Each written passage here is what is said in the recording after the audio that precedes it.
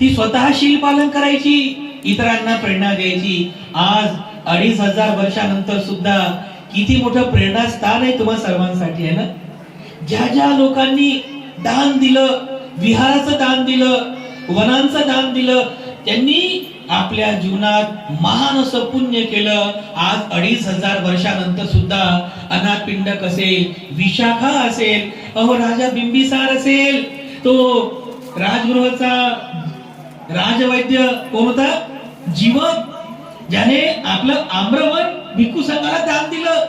किती लोकांची नावं घ्यावी, किती दायकांची नावं घ्यावी की ज्यांनी बुद्ध काळामध्ये आपलं सर्वस्व दान करूनही त्यांनी धम्माचा प्रचार आणि प्रसाराला गती दिली, बळ दिलं. आज आपल्या सर्वांसाठी ते प्रेरणादायी आहे.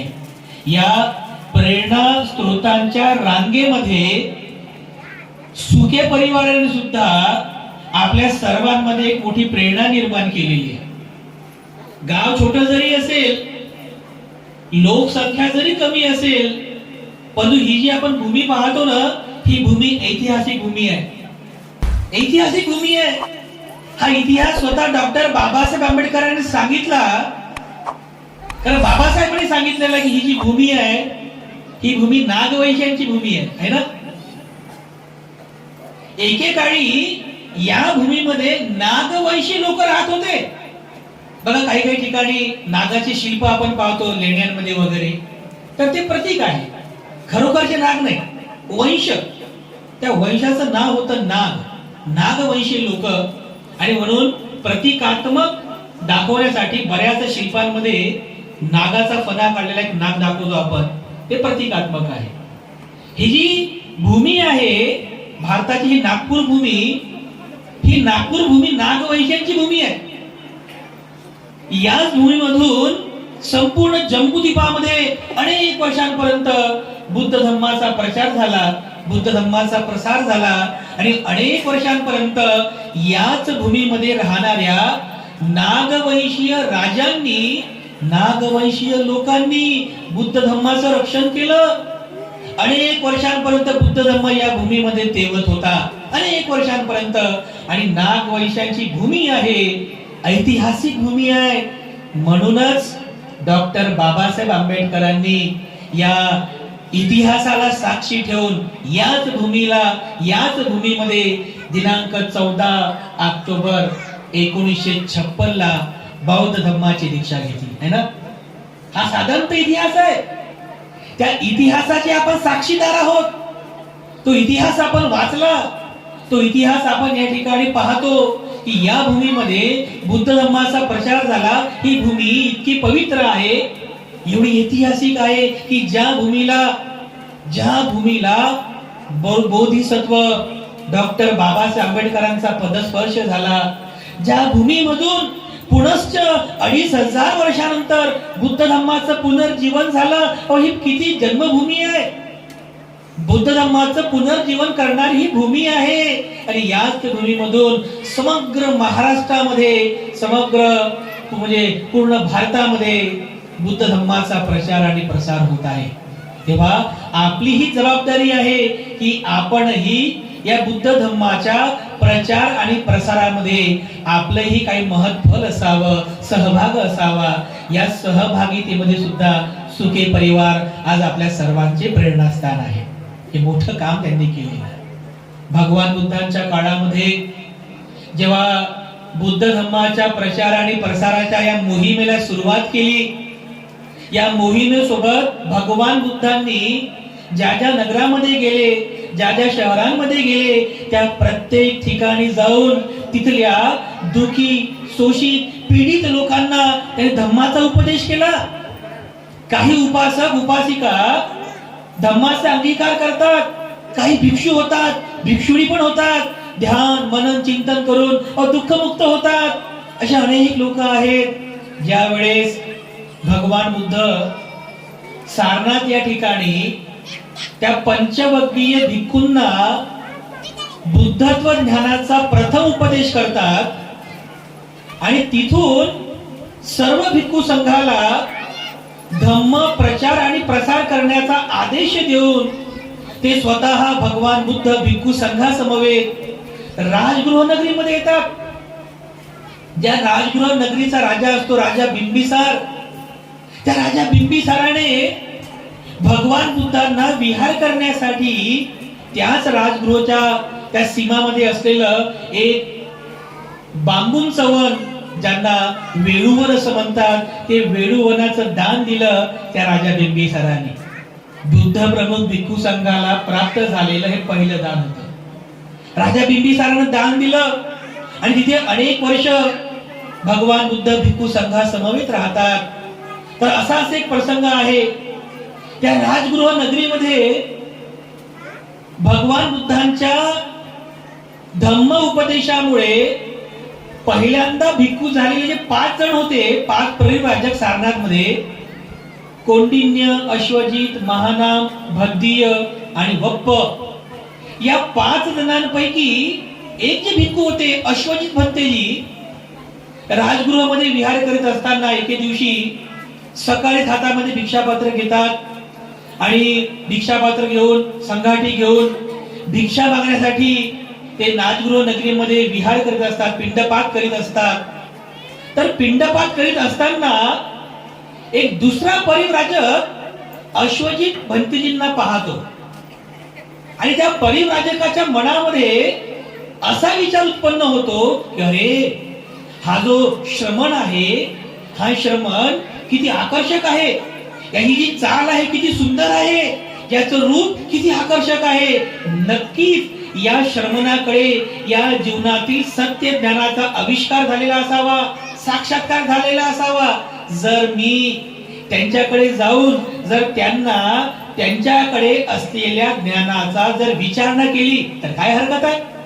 तो जो परिव्राजक होता, जो अश्वजित भंतेजींच्या मागे मागे मागे मागे जात होता, त्या परिव्राजकाचं नाव होतं सारिपुत्त. हे जे सारिपुत्त होते, राजगृह नगरीमध्ये संजय वेलट्टीपुत्त नावाच्या एका ऋषींचे शिष्य होते. असं म्हणतात की त्या राजगृहाच्या त्या संजय वेलट्टीपुत्ताचे एकूण 250 शिष्य होते आणि या 250 शिष्यांपैकी हे जे आहेत सारिपुत्त आणि मोगलायन, महामोगलायन, हे 2 शिष्य त्यांचे प्रमुख आवडते शिष्य होते. तर हे जे सारिपुत्त आहेत, हे जेव्हा अश्वजित भंतेजींना पाहतात तर त्यांना आपण विचारणा करावी की तुम्ही कोण आहात, तुमचे गुरु कोण आहेत. तर विचारणा करण्यासाठी जेव्हा सारिपुत्त त्यांच्या मागे मागे मागे मागे जातात तर पाहतात, अरे अरे, आता ह्या वेळेला ही जी श्रमण आहेत हे पिंडपात करीत आहेत, आता यांना थांबवणं आणि यांच्या पिंड विहारामध्ये आपण व्यक्ती आणणं हे बरोबर नाहीये. तर जेव्हा ज्यावेळेस ते पूर्णपणे एकदम म्हणजे त्यांच्याकडे वेळ असेल, ते जेव्हा विहार करतील, शांत विहार करतील, तेव्हा आपण त्यांना विचारूया. अश्वजित भंते पूर्ण पिंडपात झाल्यानंतर, भिक्षा ग्रहण केल्यानंतर एका झाडाखाली बसतात आणि त्यानंतर मग ते जे सारिपुत्त आहेत, सारिपुत्त अश्वजित भंतेजींकडे जातात आणि त्यांना अभिवादन करून म्हणतात की मित्रा, तुमची देहकांती अतिशय आकर्षक आहे आणि तुमची जी चाल आहे ही चाल सुद्धा अतिशय मनमोहक आहे. तुम्हाला काहीतरी नक्कीच ज्ञान प्राप्त झालं आहे असं मला वाटतं. तर तुम्ही आपलं ज्ञान सांगावं. कोण आहात तुम्ही? तुम्ही कोण आहात आणि तुमचे गुरु कोण आहे? तुमच्या गुरुचं ज्ञान काय आहे? कृपया करून ते मला सांगावं. अश्वजित भंते जे असतात ते त्यावेळेस नवीनच असतात. तर अश्वजित भंते प्रामाणिकपणे म्हणतात की मित्रा, मी माझ्या संघामध्ये नवीन आहे, मी माझ्या संघात नवीन आहे, त्यामुळे मी तुला आणखी सुस्पष्ट पद्धतीने ज्ञान सांगू शकत नाही. परंतु शाक्य कुळातून प्रवचित झालेले जे गौतम सिद्धार्थ गौतम बुद्ध आहेत, त्यांचा मी शिष्य आहे, ते माझे गुरु आहेत. तर सारिपुत्त भंतेजी म्हणतात, तर मित्रा, तुमच्या गुरूंचा वाद काय आहे, तुमच्या गुरुचं ज्ञान काय आहे ते तरी सांगा. तेव्हा अश्वजित भंतेजी म्हणतात की मला तर पूर्ण स्पष्ट सांगता येणार नाही, कारण मी ह्या संघामध्ये नवीन आहे, परंतु मी अगदी थोड्या शब्दांमध्ये सांगू शकतो. आणि त्यावेळेला अश्वजित भंते सारिपुत्तांना भगवान बुद्धाच्या ज्ञानातील एक छोटा उपदेश करतात. अश्वजित भंते सारिपुत्तांना म्हणतात की बुद्धांचा वाद काय आहे, बुद्धाचं ज्ञान काय आहे.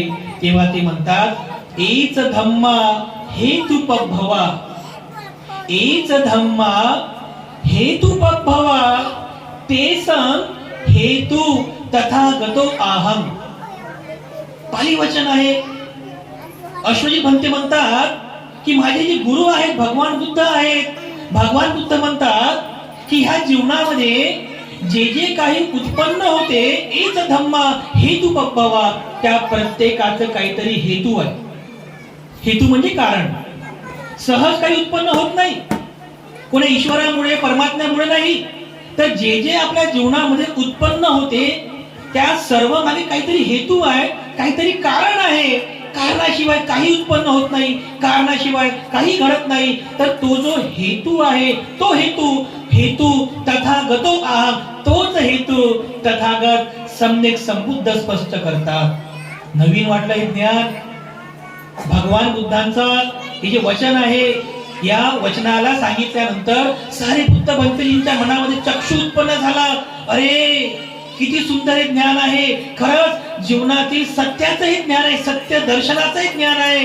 ते खूप आनंदी होतात. एवढे आनंदी होतात की त्या आनंदाच्या भरामध्ये ते लगेच आपल्या मित्राकडे जातात. त्यांचे मित्र महामोग्गलायन त्यांच्याकडे जातात आणि त्यांच्याकडे गेल्याबरोबर ते महामोग्गलायन सारिपुत्तांकडे पाहतात आणि म्हणतात, अरे मित्रा, तू जेव्हा सकाळी गेला होता आणि आता जेव्हा येतो आहेस तर तुझा चेहरा अतिशय प्रसन्न आहे.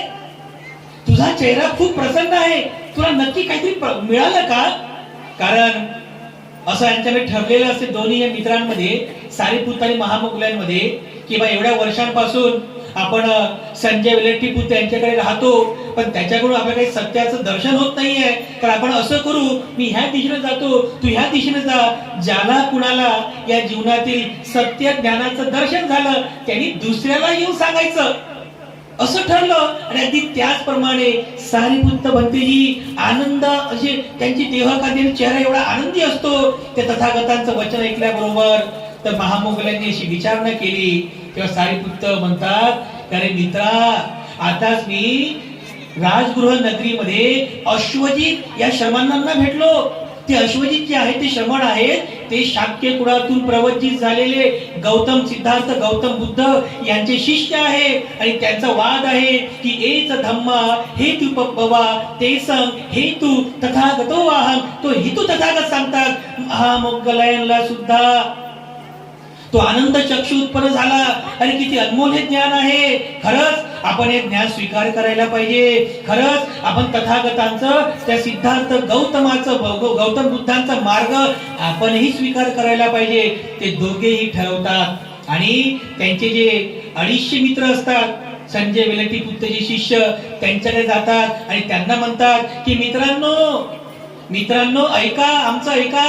आम्ही आता शाक्य कुळातून प्रवचित झालेले श्रमण गौतम जे आहेत त्यांचा वाद आम्ही ऐकला.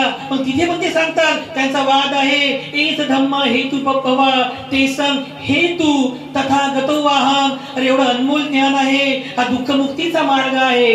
आम्ही ठरवलेला आहे की आम्ही आता आपला संघ सोडून आम्ही आता तथागतांच्या संघामध्ये प्रवज्जित होणार आहोत, प्रवेशित होणार आहोत. तुम्ही सुद्धा आमच्या सोबत चला मित्रांनो. ते सगळे 250 शिष्य ठरवतात की तुम्ही आमच्यापेक्षा वरिष्ठ आहात, तुम्ही ज्या मार्गाने जाल नक्कीच तो मार्ग सर्वांच्या कल्याणाचा असेल. तेव्हा ते सगळे 250 शिष्य जे असतात ते सुद्धा ठरवतात की आपण सर्वच तथागतांच्या मार्गाने जाऊ. पुन्हा ते त्या संघाचे जे प्रमुख असतात संजय वेलट्टीपुत्र यांच्याकडे जातात. त्यांनाही म्हणतात की आम्ही तथागतांच्या त्या संघामध्ये प्रवेशित होत आहोत. तर संजय वेलट्टीपुत्र म्हणाला, अरे मित्रांनो, जाऊ नका. तुम्ही आपला संघ सोडून जाऊ नका. तुम्हाला जर हवं असेल तर तुम्ही या संघाचं नेतृत्व करा, तुम्ही प्रमुख बना, पण माझा संघ सोडून जाऊ नका. परंतु सारिपुत्त आणि मोग्गलायन आणि त्यांचे जे 250 शिष्य होते यांनी संकल्प केलेला असतो की आम्ही आता गौतम सिद्धार्थ गौतम यांच्या म्हणजे तथागतांच्या मार्गामध्ये जाऊ आणि सत्य ज्ञानाचं दर्शन घेऊ. ते सगळे त्या संजय वेलट्टीपुत्राला सोडून जातात. असं सांगितलेलं इतिहासामध्ये की पुढील म्हणजे काही वेळेमध्ये तो जो संजय वेलेटीपुत्त असतो तो त्या ठिकाणी मूर्छित होऊन बेशुद्ध होतो की माझे आवडते शिष्य मला सोडून गेले. तो मूर्छित होऊन बेशुद्ध होऊन त्या ठिकाणी पडतो.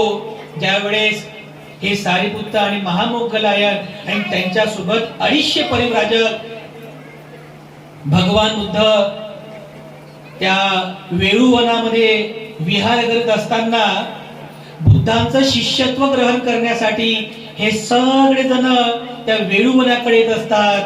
तर बघा बांधवांनो, भगवान बुद्धांनी त्या सारिपुत्त आणि महामोगलायन यांचा किती गौरव केला. भगवान बुद्ध त्या दोघांना आणि त्या 250 परिव्राजकांना दुरूनच पाहतात. येत असताना दुरूनच पाहतात आणि म्हणतात की भिक्खूंनो बघा, ते जे दोघ जण जे येत आहेत ना, सारिपुत्त आणि महामोगलायन, ते जे दोघं येत आहेत, हे दोघही एक दिवशी या संघामध्ये अग्र होतील, सर्वांचे प्रेरणा बनतील, या संघामध्ये अग्र होतील. एवढा गौरव उद्गार स्वतः भगवान बुद्धांनी सारिपुत्त आणि महामोगलायन यांच्याबद्दल उद्गार केलेला आहे. म्हणजे भगवान बुद्धांना हे माहिती होतं की जे सारिपुत्त आहेत आणि जे महामोगलायन आहेत ते एके दिवशी या संघामध्ये अग्र होतील. आणि खरंच ज्यांनी इतिहास वाचला त्या सर्वांना माहित असेल की भिक्खू संघामध्ये सारिपुत्त आणि महामोगलायन यांना भगवान बुद्धांचे राईट हँड आणि लेफ्ट हँड म्हणतात. म्हणजे भगवान बुद्धांचे उजवा हात आणि डावा हात सारिपुत्त आणि मोगलायन यांचा गौरव केलेला भिक्खू संघामध्ये. यावरून तुमच्या लक्षात येईल की भिक्खू संघामध्ये सारिपुत्त भंतेजींचं स्थान किती महत्वाचं आहे. यावरून तुमच्या लक्षात येईल की महामोगलायन यांचं स्थान किती महत्वाचं आहे. एका प्रसंगामध्ये तर म्हणजे हे बघा, भगवान बुद्ध म्हणतात की प्रज्ञेमध्ये सारिपुत्त भंतेजी आहेत, हे सारिपुत्त भंतेजी प्रज्ञेमध्ये अग्र आहेत. कारण भगवान बुद्धांकडे जेवढी प्रज्ञा होती, महाप्रज्ञा होती, तेवढी महाप्रज्ञा सारिपुत्त भंतेजींकडे होती. सारिपुत्त भंतेजी एवढे महाप्रज्ञावान होते.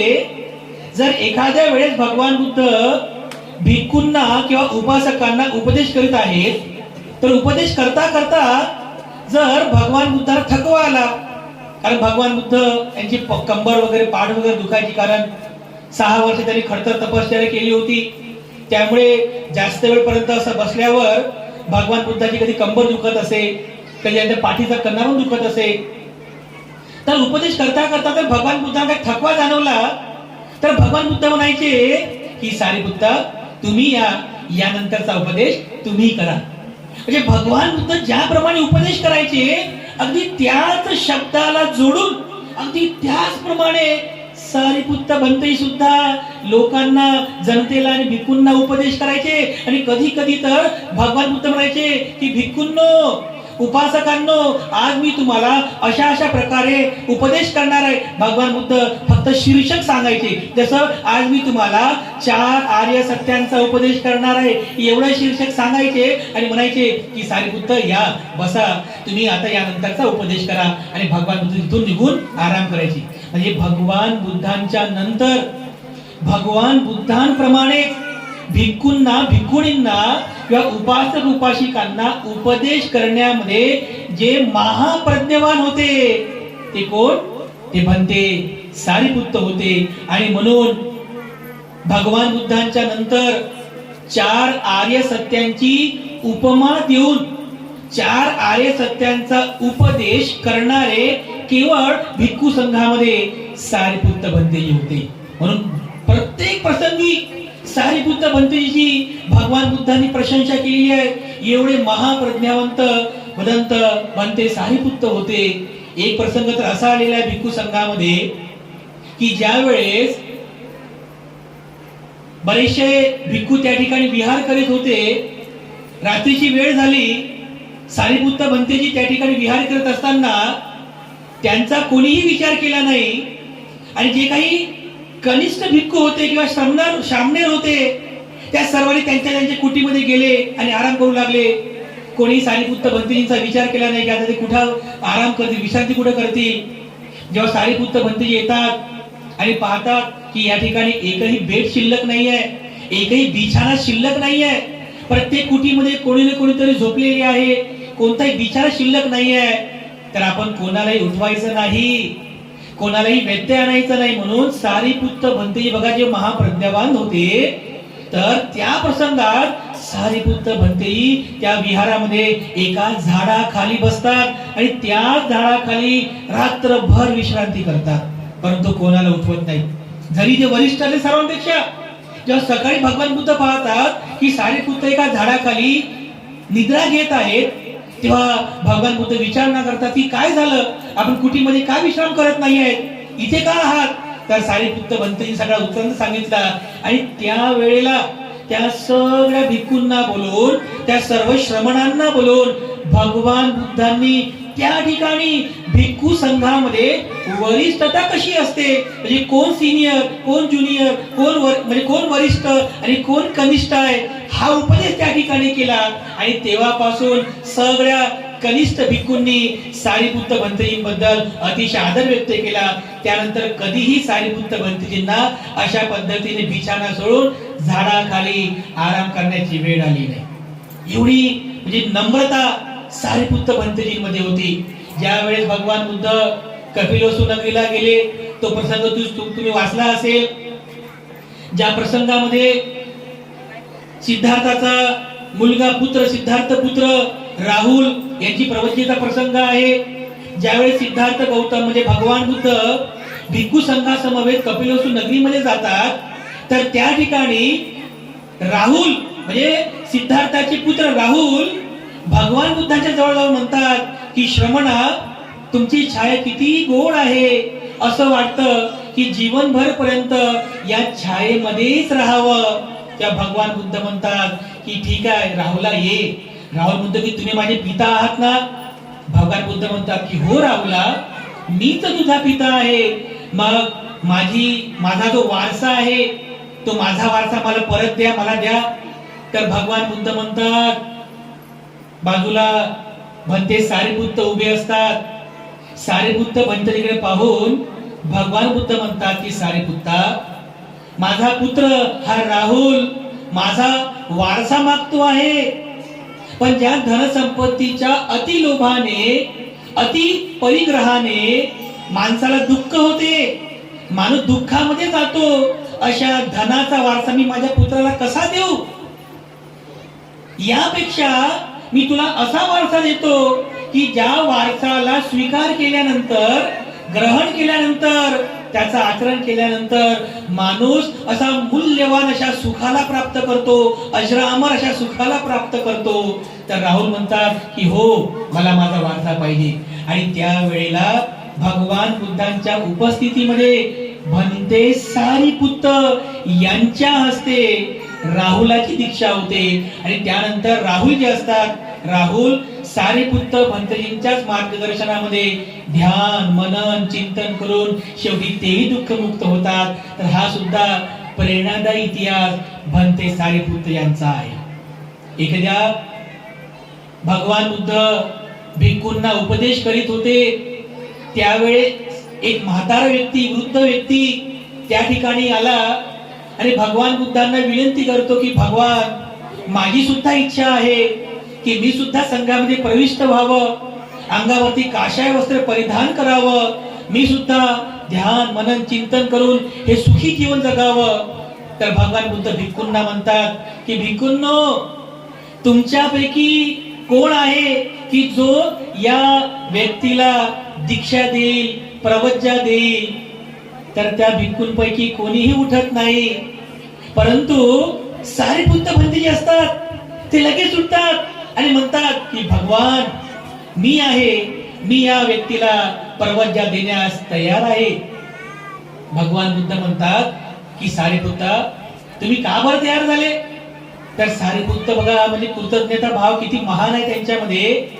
एखाद्यानं पाणी जरी पाजलं तरी एक भिक्खू त्या दानाची म्हणजे प्रशंसा करतो, त्या दानाला नेहमी आपल्या स्मरणामध्ये ठेवतो. तर सारीपुत्त भंते त्या ठिकाणी सांगतात की भगवान, एक वेळेस पिंडपात करीत असताना या व्यक्तीने मला पाणी पाजलं होतं, या व्यक्तीने मला पाणी पाजलं होतं, ते त्यावेळेस जे त्याने दान केलं ते आजही माझ्या स्मरणामध्ये आहे. आणि त्याच्या दान कर्मामुळे, त्याच्या त्या दान कर्मामुळे माझ्या मनामध्ये याला प्रवजित करण्याचा हा पवित्र भाव माझ्या मनात उत्पन्न झालेला आहे आणि म्हणूनच मला याला प्रवजित करायचं आहे. किती कृतज्ञता भाव आहे सारीपुत्त भंतेजीच्या मनामध्ये आहे ना. केवळ एक व्यक्ती त्यांना पाणी पाजतो, तर पाणी पाजल्यामुळं सारीपुत्त भंतेजी त्याच्या त्या दान कर्माचे किती स्मरण करतात, त्याचं स्मरण करून त्याच्याप्रती मंगल कामना अर्पण करतात की याने आपल्याला दान कर्म केल्यामुळे आपल्या जीवनामध्ये खूप मोठं हे आपल्याला प्राप्त झालेलं आहे. आणि त्यावेळेस सारीपुत्त भंते त्यांना त्या ठिकाणी प्रवजित करतात. तर अशा प्रकारे सारीपुत्त भंतेजींची नेहमीच भगवान बुद्धांनी प्रशंसा केली. असे महाप्रज्ञावान असलेले भंते सारीपुत्त, त्यांनी ज्या वेळेस त्यांना असं समजायचं की ह्या दिशेने अश्वजित भंतेजी गेलेले आहेत, तर अश्वजित भंतेजीमुळे त्यांना दीक्षा मिळाली, अश्वजित भंतेजींमुळेच त्यांना या संघामध्ये प्रविष्ट होता आलं. तर जेव्हा त्यांना समजलं की ह्या दिशेने अश्वजित भंतेजी गेलेले आहेत, तर त्या दिशेने असा चेहरा करून, असा हात जोडून असं वंदन करत असत, कारण या दिशेने अश्वजित भंतेजी गेलेले आहेत. एवढी उपकाराची जाणीव असणारे, एवढा महान कृतज्ञता भाव असणारे सारीपुत्त भंतेजी संघामध्ये अग्र होते, प्रज्ञेमध्ये ते अग्र होते.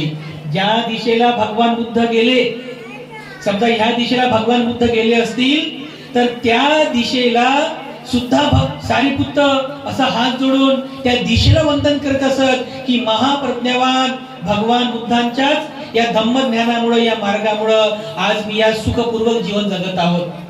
हे सारीपुत्त भंतेच्या मनामध्ये भगवान बुद्धांबद्दल असलेला आदर होता. आणि असं म्हणतात साहित्यामध्ये, असा उल्लेख आहे की ज्या दिशेला सारीपुत्त भंतेजी धम्म प्रचाराकरिता गेले असतील, त्या दिशेला भगवान बुद्धांना जाण्याची आवश्यकता पडत नसे. कारण भगवान बुद्धांच्या दर्शनाने जेवढा आनंद उपासक उपासिकांना व्हायचा, भगवान बुद्धाच्या धम्म ज्ञान ग्रहण केल्याने जेवढं सुख, शांती, समाधान उपासक उपासिकांना प्राप्त व्हायचं, अगदी तेवढंच सुख, समाधान, शांती सारीपुत्त भंतेजींचं दर्शन घेतल्याने आणि त्यांच्याकडून धम्म ज्ञान ग्रहण केल्याने उपासक उपासिकांना प्राप्त होत असत.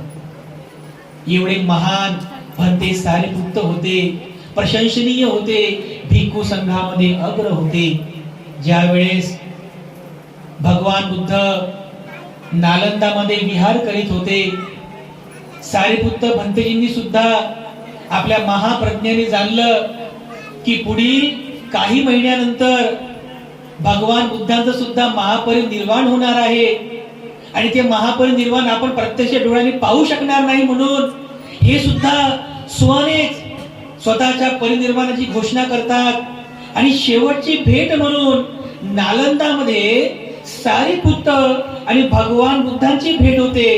तेव्हा सारीपुत्त भगवान बुद्धांना म्हणतात की भगवान, माझी इच्छा आहे की आता मी सुद्धा परिनिर्वाणाला प्राप्त करावं. आणि माझी इच्छा आहे की ज्या गावात, म्हणजे नालक नावाचं गाव होतं त्यांचं, जिथे जन्म झाला, ज्या गावात, ज्या झोपडीमध्ये माझा जन्म झाला, त्याच जन्मगावी, त्याच झोपडीमध्ये परिनिर्वाण प्राप्त करावं अशी माझी इच्छा आहे. भगवान बुद्ध म्हणतात की भिक्खूंनो बघा, हा संघा म्हणजे भिक्खूंनो बघा, आपले जे सारीपुत्त आहेत ते आता परिनिर्वाणाला प्राप्त होणार आहेत, पुन्हा त्यांचं दर्शन होणार नाही. म्हणून बुद्ध दर्शनास सम असलेले आपण सारीपुत्तांचं दर्शन घ्यावं. ज्या सगळ्यांनी मिळून सारीपुत्तांचं दर्शन घ्यावं. तर तो प्रसंग साहित्यामध्ये वर्णिलेला आहे की ते सगळे भिक्खू भगवान बुद्धांना एकटं सोडून सारीपुत्त भंतेजींचं दर्शन घ्यायला जातात. विचार करा, भगवान बुद्धांना सोडून सगळे भिक्खू सारीपुत्त भंतेजींचं दर्शन घ्यायला जातात. कारण सारीपुत्त भंतेजीमध्ये तेवढी प्रज्ञा होती, तेवढं बल सारीपुत्त भंतेजीमध्ये होतं. साहित्यामध्ये अनेक ठिकाणी भंते सारिपुत्त यांचा उल्लेख आहे. अनेक ठिकाणी सारिपुत्त भंतेची प्रशंसा केलेली आहे. थेरी गाथा आणि थेर गाथा नावाचं पुस्तक सुद्धा त्रिपिटकामध्ये आहे. या थेर गाथेमध्येही भंते सारिपुत्त यांची प्रशंसा केलेली आहे. नक्की आपण तो थेर गाथा नावाचा ग्रंथ वाचावा. ज्या वेळेस भंते सारिपुत्त यांचं परिनिर्वाण झालं, तुम्ही जर कधी नालंदाला गेले असाल, नालंदा राजगृहाच्या बाजूलाच आहे, तर नालंदामध्ये जिथे सारिपुत्तांचा जन्म झाला होता त्याच ठिकाणी त्याच झोपडीमध्ये भंते सारिपुत्त हे परिनिर्वाणाला प्राप्त करतात. आणि परिनिर्वाण झाल्यानंतर ज्याप्रमाणे बुद्धांबद्दल आदर सन्मान भिक्खूंच्या मनामध्ये होता, तेवढाच आदर आणि तेवढाच सन्मान भंते सारिपुत्त यांच्याबद्दलही होता. आणि इतिहासामध्ये असा उल्लेख आहे की त्यांचा अग्निसंस्कार झाल्यानंतर त्या ठिकाणी सम्राट अशोकाने एक स्तूप निर्माण केला होता आणि त्या स्तूपामध्ये भंते सारिपुत्त यांच्या अस्थींची प्रतिष्ठापना केली होती. हा इतिहास आहे. ज्या दिवशी भंते सारिपुत्त यांचं परिनिर्वाण झालं तो दिवस होता कार्तिक पौर्णिमेचा. कार्तिक पौर्णिमेच्या दिनी सारिपुत्त भंतेजी परिनिर्वाणाला प्राप्त करतात. आणि सारिपुत्त भंतेजींच्या सोबत असणारे त्यांचे प्रिय मित्र भंते महामोग्गलायन, जे रुद्धिबलामध्ये संपन्न होते, हे सुद्धा काही दिवसानंतर ते सुद्धा मृत्यूला प्राप्त होतात. परंतु इतिहासात असं सांगितलेलं आहे की भंते महामोग्गलायन हे रुद्धिबल संपन्न होते, त्यामुळे सगळीकडे त्यांचा जय जयकार होत होता. सगळीकडे लोक त्यांच्या नावाचा जयघोष करीत होते, त्यांची प्रशंसा करीत होते, त्यांनाच दान देत होते. हे बघून समाजातील काही समाज कंटकी लोकांना, समाज घातक लोकांना हे आवडलं नाही. किंवा आम्हाला सोडून हे सगळे लोक त्या महामोग्गलायन त्याच मागे जातात, त्यांची स्तुती करतात, त्यांनाच दान देतात. आपला सन्मान कमी झाला, आपला मानपान कमी झाला, लोक आपल्याला दान देत नाही. जोपर्यंत हा जो श्रमण आहे महामोग्गलायन जोपर्यंत जिवंत आहे तोपर्यंत आपला सन्मान होणार नाही, म्हणून तो मेला पाहिजे, त्याला मारून टाकलं पाहिजे, असा विचार करून साहित्यामध्ये असा उल्लेख आहे बांधवांनो. जे जैन धर्माचे तीर्थकार असतात, जैन तीर्थकार, या जैन तीर्थकारांनी काही गावगुंडांना सोबत घेऊन रुद्धिबल संपन्न भंते महामोग्गलायन यांची हत्या करतात. यांना मारून टाकतात, त्यांचे तुकडे तुकडे करतात आणि त्यांच्या त्या शरीरातून निघालेले जे चरबीयुक्त तेल आहे त्या तेलाचे दिवे पेटवतात आणि त्या ठिकाणी ते जल्लोष आनंद साजरा करतात की आमच्या या रस्त्यातील जो काटा होता, आमच्या रस्त्यात जो अडथळा होता, तो अडथळा आता दूर झालेला आहे, आता महामोग्गलायन संपलेले आहे. त्यांनी जल्लोष साजरा केला. आणि ज्या दिवशी रुद्धिबल संपन्न पूज्य महामोग्गलायन यांची हत्या करण्यात आली तो दिवस होता कार्तिक अमावस्येचा दिवस. कार्तिक अमावस्याच्या दिवशी आपल्या संघातील रुद्धिबल संपन्न पूज्य महामोग्गलायन यांची हत्या करण्यात आली. आणि हत्या केल्यामुळे तो दिवस त्यांनी जल्लोषात साजरा केला, दिवे पेटवले. आणि आजही भारतामध्ये त्याच कार्तिक अमावस्याला दिवे पेटवून दिवाळी साजरी करतात, फटाके फोडतात, आनंद साजरा करतात. बांधवांनो, हा इतिहास आपल्या सर्वांना माहित असला पाहिजे. हे फटाके फोडणे, हे दिवे लावणे, यामागचा इतिहास काय आहे? या दिवशी आपले पूज्य महामोग्गलायन हे मृत्यूला प्राप्त झालेले आहे, त्यांची हत्या झालेली आहे. म्हणून बौद्धांनी कधीही दिवाळी साजरी करू नये, हे आपण इतिहास जाणला पाहिजे. भिक्खू संघातील हे दोन महाअग्र भिक्खू भंते सारिपुत्त, ज्यांचं परिनिर्वाण कार्तिक पौर्णिमेला झालं, आणि भंते महामोग्गलायन ज्यांची हत्या, ज्यांचा मृत्यू कार्तिक अमावस्येला झाला. पण या दोन्ही महाअग्र भंतेजींच्या मृत्यूनंतर सारिपुत्त भंतेजींच्या अस्थींवर सम्राट अशोकाने नालंदामध्ये एक स्तूप निर्माण केला होता असा उल्लेख या ठिकाणी सापडलेला आहे. आणि असंही म्हणतात, साहित्यात सांगितलेलं आहे की ज्या वेळेस सम्राट अशोकाने या संपूर्ण जम्बूद्वीपामध्ये 84,000 स्तूपांची निर्मिती केली होती, त्यावेळेला आजचं जे मध्य प्रदेशमध्ये सांची आहे ना, त्या सांचीला सुद्धा त्याने एक स्तूप निर्माण केला होता. बुद्ध अस्थींवर स्तूप निर्माण केला. आणि बुद्ध अस्थी स्तूपाच्याच बाजूला जे लोक सांचीला गेले असतील त्यांना लगेच समजेल, तो जो मुख्य स्तूप आहे, बुद्ध अस्थीनं निर्माण झालेला मुख्य अस्थि स्तूप आहे, त्या अस्थि स्तूपाच्याच बाजूला तुम्हाला आणखीन एक छोटासा एक डमी स्तूप तुम्हाला पाहायला मिळेल. तो जो स्तूप आहे त्याला स्तूप क्रमांक 3 म्हणतात. त्या स्तूपामध्ये म्हणजे भंते सारीपुत्त आणि भंते महामोग्गलायन यांच्या अस्थींवर सम्राट अशोकाने तो स्तूप तिथे निर्माण केला होता. हा इतिहास आहे. आधी जर तुम्ही सांचीला गेलात तर मुख्य स्तूप क्रमांक 1 आहे, त्या स्तूप क्रमांक 1 च्या बाजूला स्तूप क्रमांक 3 म्हणून तो स्तूप आजही तुम्हाला पाहायला मिळतो. हे सम्राट अशोकाने केलेलं महत् कार्य आहे, ऐतिहासिक कार्य आहे. त्या सांचीच्या पवित्र भूमीमध्ये एक महागुरु भगवान बुद्ध यांच्या अस्थींचा स्तूप आहे. आणि महागुरूंच्याच बाजूला त्या महागुरूंचे महाशिष्य अग्रशिष्य सारीपुत्त आणि महामोग्गलायन यांच्याही अस्थींचा स्तूप आहे. किती पवित्र ती भूमी, ज्या ठिकाणी महागुरु आणि महागुरूंचे महाशिष्य यांचे अस्तित्व अगदी जवळ जवळ बांधलेले आहेत. किती पवित्र ती भूमी आहे. पुढील इतिहास असा सांगितलेला आहे की जेव्हा भारतामध्ये बुद्ध धर्माची प्रतिक्रांती झाली, भारतातून बुद्ध धर्म हा हळूहळू नामशेष होत गेला. ज्या वेळेस आधुनिक काळामध्ये या सांचीच्या त्या अवशेषांचं उत्खनन झालं, तर उत्खनन झाल्यानंतर इंग्रजांच्या काळात उत्खनन झालं, तर जेव्हा या स्तूपाचं उत्खनन झालं, तर या स्तूपाच्या उत्खनन केल्यानंतर वरच्या बाजूला त्यांना एक दगडी अशा प्रकारची प्लेट दिसली. दगडी प्लेट ज्याला आपण झाकण म्हणतो, एक दगडी प्लेट सापडली. ज्या प्लेटवरती लिहिलेलं होतं सारीपुत्तस्स, ब्राह्मी लिपीमध्ये लिहिलं होतं सारीपुत्तस्स, आणि खालच्या ओळीत लिहिलं होतं महामोग्गलानस्स.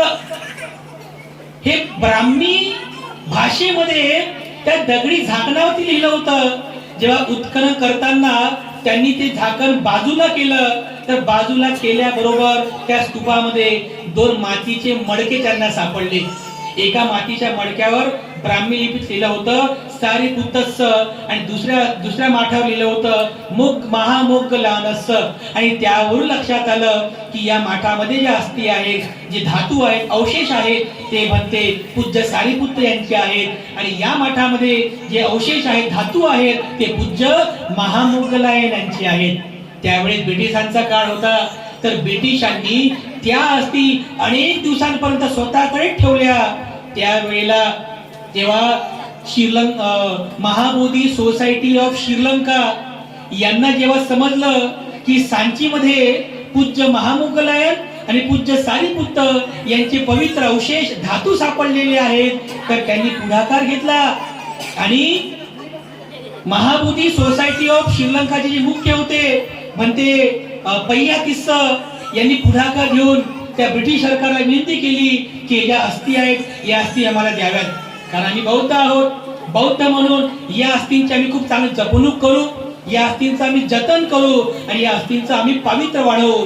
तेव्हा ब्रिटिशांनी त्यांना सांगितलं की अगोदर तुम्ही एक सुंदरचं विहार निर्माण करा, त्या विहाराची निर्मिती करा, आणि त्यानंतर त्या अस्थीची प्रतिष्ठापना त्या विहारामध्ये तुम्ही करावी. तेव्हा महाबोधी सोसायटी ऑफ श्रीलंका यांच्या पुढाकाराने पूज्य भंते पय्यातिस्स श्रीलंकेचे होते, यांच्या पुढाकाराने त्यांनी ज्या ठिकाणी आज आपण सांचीचा स्तूप पाहतो ना, त्या सांची स्तूपाच्या अगदी पुढेच सुंदर असं बुद्ध विहार निर्माण केलं. त्या विहाराला नाव आहे चैत्यगिरी बुद्ध विहार. आणि त्या बुद्ध विहाराला निर्माण केल्यानंतर ब्रिटिश काळामध्ये जे अस्थी सापडल्या होत्या सारीपुत्त आणि महामोग्गलायन, या अस्थी महाबोधी सोसायटी ऑफ श्रीलंकेला प्राप्त झाल्या आणि 1952 मध्ये कार्तिक पौर्णिमेला, म्हणजे कधी ज्या पौर्णिमेला सारीपुत्त भंतेजींचं परिनिर्वाण झालं त्याच पौर्णिमेला 1952 मध्ये पंडित जवाहरलाल नेहरू त्यावेळेचे प्रधानमंत्री होते 1952 मध्ये, आणि बरेचसे काही त्यावेळेची नेते मंडळी होती, श्रीलंकेन बुद्धिस्ट सोसायटीचे भिक्षू लोक होते, त्या सर्वांच्या उपस्थितीमध्ये ते सारीपुत्त आणि महामोगलायन यांच्या पवित्र अस्थींची प्रतिष्ठापना त्या विहाराच्या गर्भगृहामध्ये करण्यात आली. आणि वरच्या बाजूला त्या स्तूपाच्या मधोमध तथागत सम्यक संबुद्धांची मूर्ती सुद्धा ठेवण्यात आलेली आहे. आज जर तुम्ही कधी सांचीला गेलात तर ते विहार तुम्हाला नक्की पाहायला मिळेल. त्या विहाराच्या आतमध्ये बुद्ध मूर्ती आहे, बुद्धाचं सुंदर असं रूप आहे. त्या बुद्ध रूपाच्या मागच्या बाजूला खाली गर्भगृहामध्ये त्या अस्थी एका काचाच्या अशा डब्बीमध्ये, एक अशा काचाची एक छोटीशी पेटी बनवलेली आहे. त्या काचाच्या एका छोट्या पेटीमध्ये सारीपुत्त आणि महामोगलायन यांच्या अस्थी त्या ठिकाणी ठेवलेल्या आहेत. ते पय्यातीस भंतेजी त्यांनी असा विचार केला, एवढ्या पवित्र अस्थी आहेत, या अस्थींचं दर्शन सर्व अनुयायांना व्हावं, म्हणून त्यांनी त्यावेळेस घोषणा केली की दरवर्षी नोव्हेंबर महिन्याच्या जो शेवटचा रविवार आहे त्या शेवटच्या रविवारी या ठिकाणी या पवित्र अस्थींचा दर्शन सोहळा संपन्न व्हावा, जेणेकरून सगळ्या धम्म अनुयायांना पूज्य सारीपुत्त आणि महामोगलायन यांच्या अस्थींचं दर्शन व्हावं, त्यांनी त्यांच्या जीवनामध्ये पुण्य प्राप्त करावं. तर तेव्हापासून बघा जवळपास मला वाटते 70 वर्ष झाली, 1952 पासून तर आज तागायर त्या ठिकाणी दरवर्षीच्या नोव्हेंबर महिन्याच्या शेवटच्या रविवारी, तारीख कोणती पण असो, पण नोव्हेंबर महिन्याचा जो शेवटचा रविवार असतो त्या रविवारी मोठासा महोत्सव असतो. त्या महोत्सवाला सांची महोत्सव म्हणतात. आणि सांची महोत्सवाच्या दिनी दरवर्षी त्या सांची महोत्सवाला त्याच्या पवित्र सारीपुत्त आणि महामोगलांच्या अस्थी आहेत, त्या अस्थींचा दर्शन सोहळा त्या ठिकाणी संपन्न केला जातो. कोणी कोणी त्या अस्थींचं दर्शन घेतलं बरं? तुम्ही घेतलं? वा, साधू साधू. आणखी कोणी घेतलं? तुम्ही पण? साधू साधू साधू साधू. ज्यांनी त्या अस्थींचं दर्शन घेतलं त्या सर्वांबद्दल साधुवाद व्यक्त करतो. बांधवांनो, आपल्याला हे मानवी जीवन मिळालेलं आहे, तर या जीवनामध्ये एकदा तरी त्या पवित्र अस्थीचं दर्शन करावं. जमलं तर आपण पुढच्या त्या नोव्हेंबर महिन्यामध्ये सुंदर अशा एका धम्मसलीचं आयोजन करा. सुके साहेब, एक धम्मसलीचं आयोजन करा. नोव्हेंबर महिन्याचा शेवटचा रविवार लक्षात असावा की ज्यावेळेस सांची महोत्सव असतो तर आपण धम्मसलीचं आयोजन करा आणि धम्मसलीमध्ये आपण सर्वांनी सहभागी व्हा आणि एकदा तरी त्या पवित्र अशा त्या अस्थीचं दर्शन आपण करावं. तर अशा पद्धतीने हे पुण्य, अस्थी दर्शनाचं पुण्य आपल्या सर्वांना प्राप्त व्हावं, याकरिता आपणही पुढाकार घ्यावा. आणि या वर्षी पुढे जो नोव्हेंबर महिना येईल त्या नोव्हेंबर महिन्याचा जो शेवटचा रविवार असेल त्या शेवटच्या रविवारी आपण सांचीला जाऊन त्या पवित्र सारीपुत्त आणि महामोगलांच्या अस्थींचं आपणही दर्शन करावं आणि महान असं ते पुण्य आपण सर्वांनी प्राप्त करावं, असा संकल्प आपण सर्वांनी करावा. मी पुनश्च एकदा सुके परिवाराबद्दल या ठिकाणी मंगल कामना अर्पण करतो आणि आपण सर्वच उपासक आणि उपासिका आपल्या सर्वांप्रती ही मंगल कामना अर्पण करतो. आपल्या सर्वांचं मंगल व्हावं, आपल्या सर्वांचं कल्याण व्हावं अशी मंगल कामना अर्पण करून एक मात्र निश्चितपणे आपल्या सर्वांना सांगू इच्छितो की आपण सर्वांनीच या सांची महोत्सवामध्ये भाग घ्यावा आणि तिथे असणाऱ्या त्या पवित्र पूज्य सारीपुत्त आणि महामोगलायन यांच्या अस्थींचं दर्शन आपण सर्वांनी नक्की घ्यावं, अशा प्रकारची एक आशा या ठिकाणी व्यक्त करतो. मंगल भावना अर्पण करतो. अधिक न बोलता या ठिकाणी थांबतो. पुनश्च एकदा उपस्थित पूजनीय भिक्खू संघाला त्रिवार अभिवादन करतो. आपल्या सर्वांप्रती मंगल कामना अर्पण करून या ठिकाणी थांबतो. सर्वांचं मंगल हो, सर्वांचं मंगल हो, सर्वांचं मंगल हो.